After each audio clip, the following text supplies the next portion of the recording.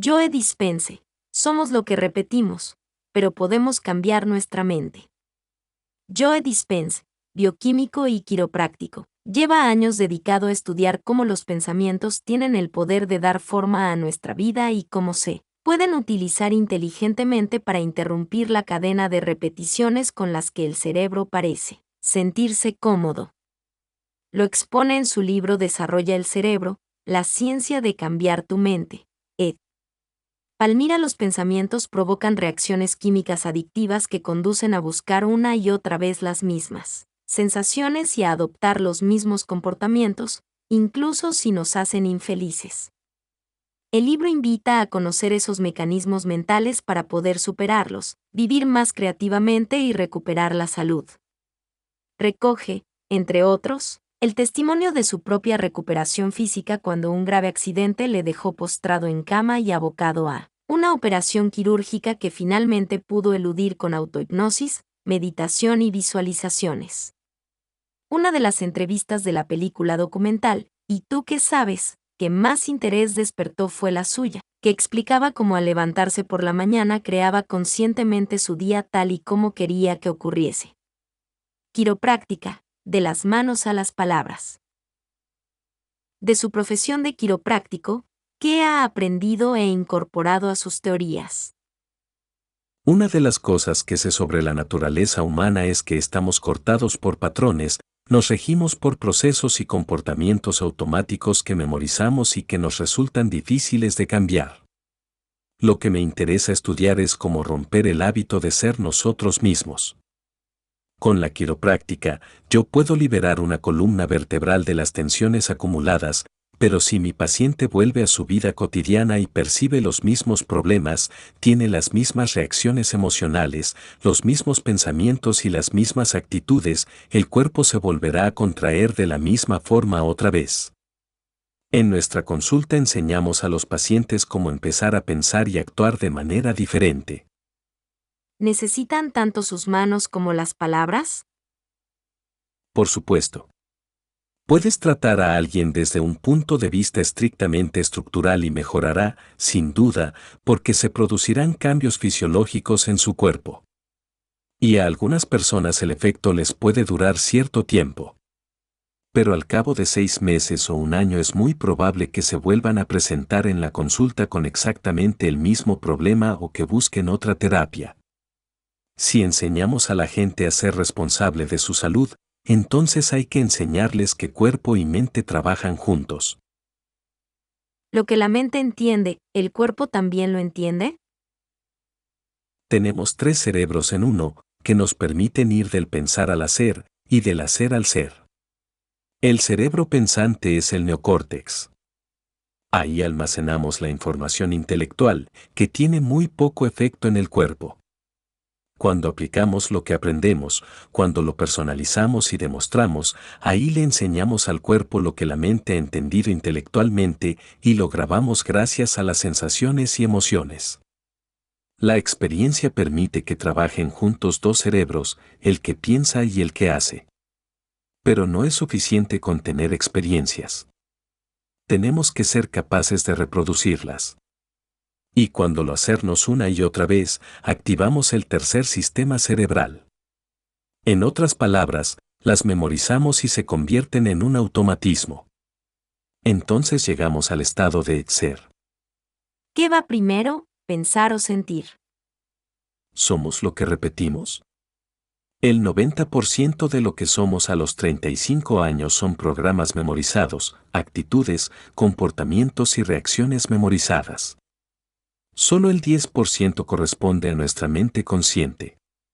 Así que la persona que ha pensado mucho sobre el sufrimiento y que lo ha experimentado, intelectualmente puede querer ser feliz, sana, libre y proponérselo, pero luchará contra un cuerpo que ha memorizado también el sufrimiento que lo ha llegado a convertir en su forma de ser. Puedes entenderlo, pero hay que hacer algo con esos patrones de conducta, empezar a cambiar.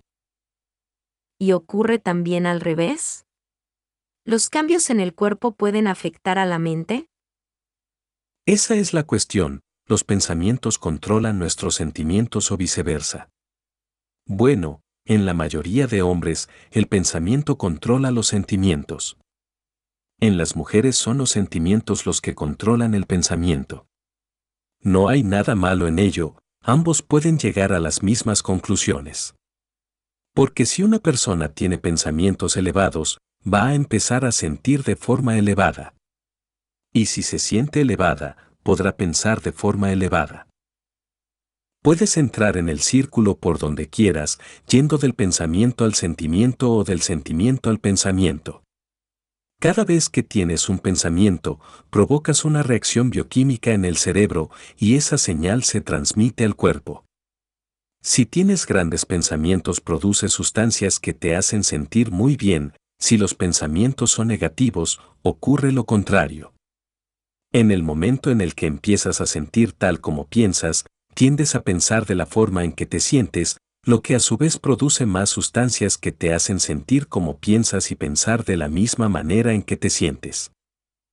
Romper los hábitos perjudiciales. Salir de la adicción a lo conocido. ¿Cómo se puede romper ese ciclo de retroalimentación? La mayoría de personas no pueden pensar mejor de cómo se sienten. Si están enfadadas, no pueden pasar a la alegría rápidamente.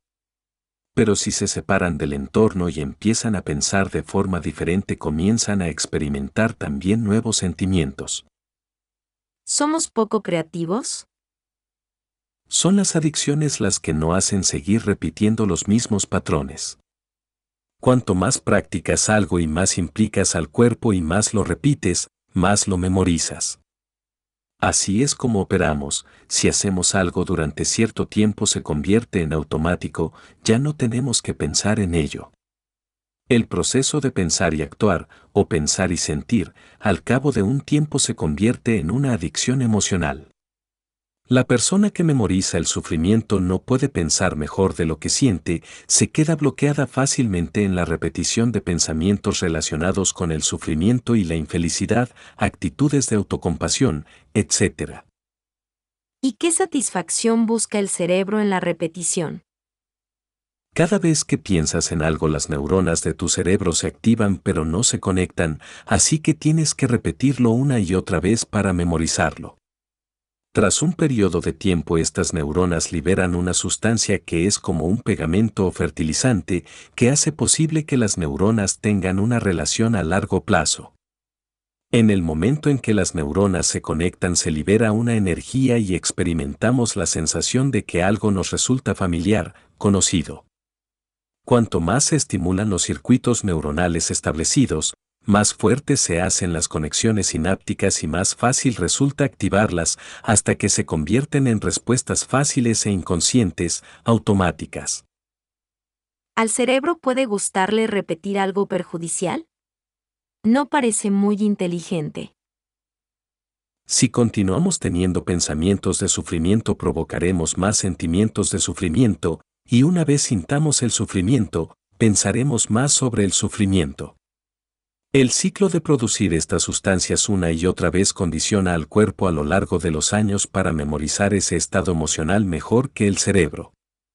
Nos convertimos en adictos a esa emoción y el cuerpo llega a saber más que la mente. El poder de la inercia. Cómo nos enganchamos a las emociones negativas.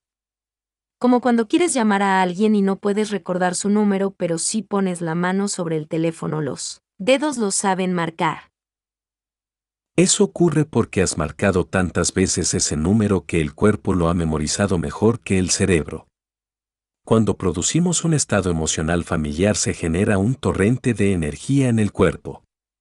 Las emociones negativas, como el enfado, la frustración, la tristeza o el miedo, están dirigidas por las sustancias del estrés, sustancias de supervivencia que hacen que el cuerpo se sienta vivo. Cuando reaccionas airadamente, mueves mucha adrenalina en tu cuerpo, que hace despertar al cerebro y sentir el cuerpo vivo, estás superconsciente, te da mucha energía. La persona empieza a asociar ese sentimiento con sentirse vivo. Intelectualmente uno puede entender que el enfado no le ayuda, pero le hace sentir tan bien. Así que inconscientemente mantiene presente en su vida a esa persona que le ha hecho enfadar, de modo que le permita volver a sentir eso. Si hemos memorizado lo suficientemente bien esos estados mentales que dirigen nuestro comportamiento mejor que nuestra voluntad y que nuestra habilidad para escoger, a eso de los 35 años tenemos todo un programa inconsciente, una sola reacción en nuestro entorno, un solo pensamiento inconsciente, puede encender todo este programa, y una vez encendido, va solo, en automático. La mayor parte del tiempo que pasamos despiertos estamos, pues, dormidos, inconscientes. ¿Cómo se cambia? ¿Podemos reprogramar nuestro cerebro solo con nuevos pensamientos? No, no se trata de pensar en positivo, porque la persona puede sentir de forma negativa, puede querer algo pero tener memorizado el estado emocional de la culpa. Cuerpo y mente trabajarán entonces en oposición, y lo interesante es que trabajen juntos. Empezar a cambiar. ¿Cómo sería si fueras feliz? ¿Cuál sería su fórmula? Tenemos lo memorizado, los estados emocionales que dirigen nuestra mente y comportamientos. Hay que familiarizarse con ellos, hacerlos conscientes para poder controlarlos. El segundo paso es reinventarse uno mismo, empezar a pensar en ello, ¿cómo sería yo si fuera feliz? ¿Qué sería maravilloso? ¿Qué tendría que cambiar de mí mismo? ¿Cuál es mi mejor idea de mí mismo? Cuando empezamos a pensar en las respuestas a estas cuestiones, creamos una nueva mente, hacemos que el cerebro active nuevas secuencias neuronales y combinaciones. Si haces que el cerebro trabaje de forma diferente, creas una mente diferente. Pero ¿por qué resulta tan difícil cambiar? Porque esos estados emocionales memorizados son en gran medida inconscientes. Conseguir que el cerebro sea consciente de ello requiere atención, romper el hábito de ser uno mismo. Y porque la mayoría de personas cuando se sienten mal encienden el televisor. O llaman a alguien y se quejan. O navegan por internet. Se entretienen, no se preguntan, ¿qué es este sentimiento y por qué está ahí? Voy a observarlo, no quiero vivir así. La mayor parte de la gente no lo hace y experimenta crisis vitales porque ese sentimiento se hace tan fuerte que ya nada puede hacerle feliz, buscan una relación nueva, un coche nuevo, se apuntan a un club, se van de vacaciones, para que este sentimiento desaparezca.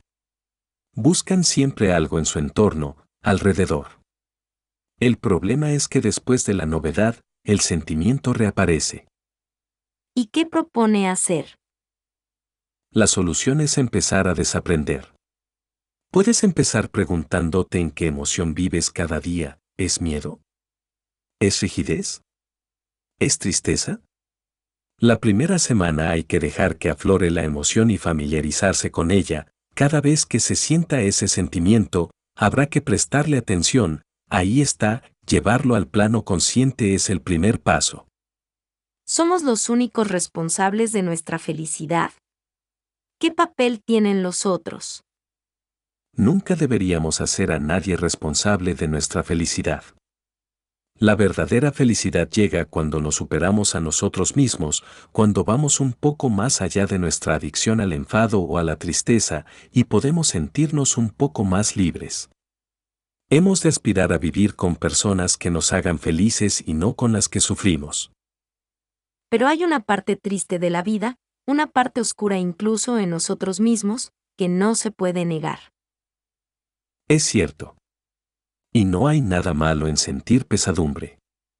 Pero yo hablo de aprender a controlarla. Si no puedes parar esta reacción, las sustancias liberadas crean un estado de ánimo que mantenido durante semanas o meses acaba configurando tu temperamento. Y mantenido a lo largo de años, tu personalidad. Nuestras reacciones emocionales crean nuestra personalidad. Puedes sentir tristeza, pero no memorizarla. Entonces eres libre.